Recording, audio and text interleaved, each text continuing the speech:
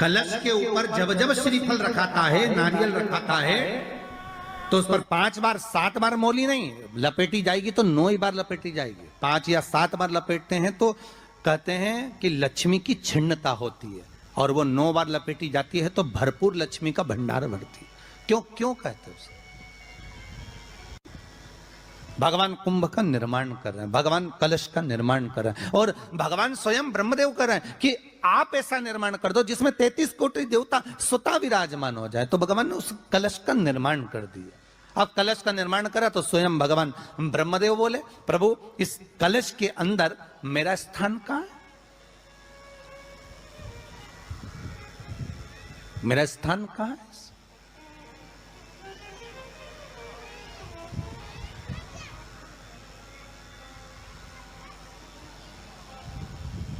बहुत ध्यान देना महाराज, कलश का जो मुख होता है उस मुख पर भगवान विष्णु का स्थान होता है। किसका स्थान है? भगवान विष्णु का। थोड़ा सा नीचे आओगे, जहां से कलश का मुख दबा हुआ होता है, वह जगह भगवान स्वयं शिव की होती है। किसकी जगह है? भगवान शंकर की। कलश का अग्रभाग, नीचे का भाग जहां से फैला हुआ होता है, वहां ब्रह्मा का आधिपत्य स्थापित होता है। फिर कलश का जो नीचे का भाग होता है वो भगवान शिव और शक्ति का स्थान होता है। कलश के बाहरी भाग में, जहां पर बाहर का हिस्सा होता है, उस कलश के बाहरी भाग में 33 कोटि देवताओं को भगवान शंकर ने लाकर विराजमान किया होता है। महाराज भगवान शंकर 33 कोटि देवताओं को निमंत्रण देकर उस कलश में विराजमान कर दिया। कितना सुंदर लिखा है देवी भागवत के अंदर कि जहां कलश की स्थापना होती है उस जगह पर किसी देवताओं को बुलाने की जरूरत नहीं होती। 33 कोटि देवता उस जगह पर स्वतः विराजमान हो जाते हैं। स्वयं 33 कोटि देवता स्वयं वहां विराजमान। नवरात्रे एकम से प्रारंभ नहीं होते, अरे अमावस्या की रात्रि से प्रारंभ हो जाते, इसलिए उसको कहते हैं नवरात्रे। क्योंकि नवमी के दिन माता जी का विसर्जन हो जाता है, जवारों का विसर्जन हो जाता है, व्रत करने वाले कन्या पूजन भोजन भंडारा कराकर विराम दे देते। तो नवमी की रात्रि उसमें नहीं जुड़ा पाती। उसमें रात्रि अगर जुड़ती है तो ये अमावस्या की रात्रि से जुड़ना प्रारंभ होता है, तब जाकर वो नवरात्रि पूर्ण हो पाती है। पितृलोक में पितृ जैसे निवास होकर भी इंतजार करते हैं। 4 नवरात्रे हैं तो 4 ही श्राद्ध हैं। आज मौनी अमावस्या है, श्राद्ध का विराम हो जाता है और कथा अर्थात नवरात्रे प्रारंभ हो जाते हैं दूसरे दिन। तो यहाँ शास्त्र कह रहा है जैसे हमें प्रतीक्षा रहती है कोई अच्छे कार्य की, कि घर में कोई शुभ कार्य हो, घर में कोई अच्छा आयोजन हो तो अपने को आनंद होगा, प्रसन्नता होगी।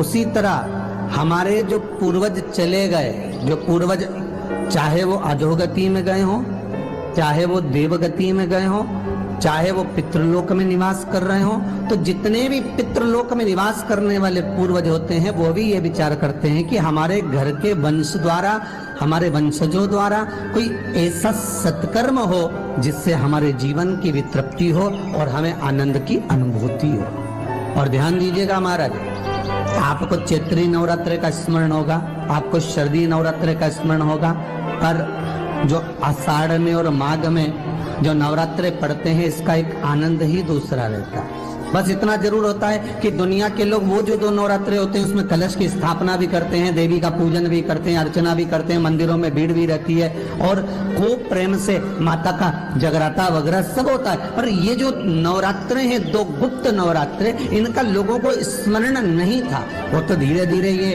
टीवी चैनल के माध्यम से कथाकारों ने, वक्ताओं ने स्मरण कराना जब चालू करा, धीरे धीरे बताना, मार्गदर्शन करना जब चालू करा, तब लोगों को ज्ञात होता गया कि कोई गुप्त नवरात्रा भी होता है, उसमें भी देवी की आराधना होती है। ये चारों नवरात्रे अलग अलग अवस्था के हैं, अलग अलग सुख के हैं और अलग अलग आनंद के। आपके घर में पितृदोष है, आपको ऐसा महसूस होता है, तो किसी भी नवरात्रि के पहले जो अमावस्या पड़ती है, जिस दिन अमावस्या रहे उस दिन चावल की कटोरी में एक कपूर का टुकड़ा रख दीजिए, छोटा सा, और कपूर का टुकड़ा रखकर उस कपूर को दरवाजे के बाहर कटोरी में ही, चावल रखी हुई कटोरी में ही उसको पितरों का स्मरण कर कर जला दीजिए।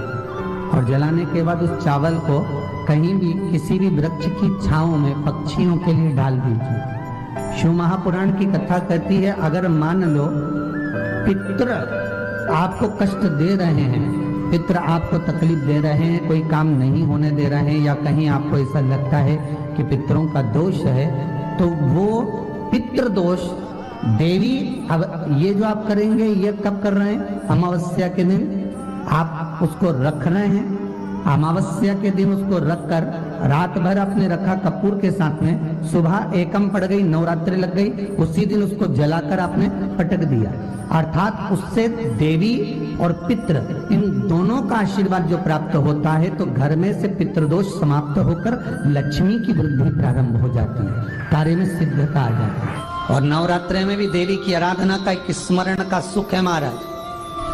ज्योत का विधान है, नवरात्रि में देवी की ज्योत लगती है, अखंड ज्योति लगती है, जवारे बुआए जाते हैं, कलश लगता है, ज्योत का भी विधान है। जिसके यहाँ दिया अखंड जलाया जाता है, अगर वो दिए की लो, दिए की बाती अगर दक्षिण दिशा की होती है, तो उसके घर में साल भर में एक घात जरूर होती है। जो दिया अखंड जलता है, उसकी बाती का मुख दक्षिण का नहीं होना चाहिए।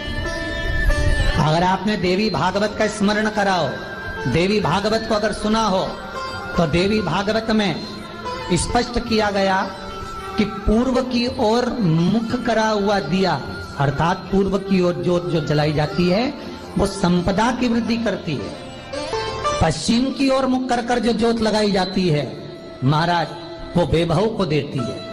और उत्तर की ओर जो मुख कर कर ज्योत जलाई जाती है, उत्तर की ओर जो ज्योत का मुख रहता है, वो आयु की वृद्धि करती है, घर में अकाल मौत को रोकती है। दक्षिण की ओर ज्योत ना लगाएं।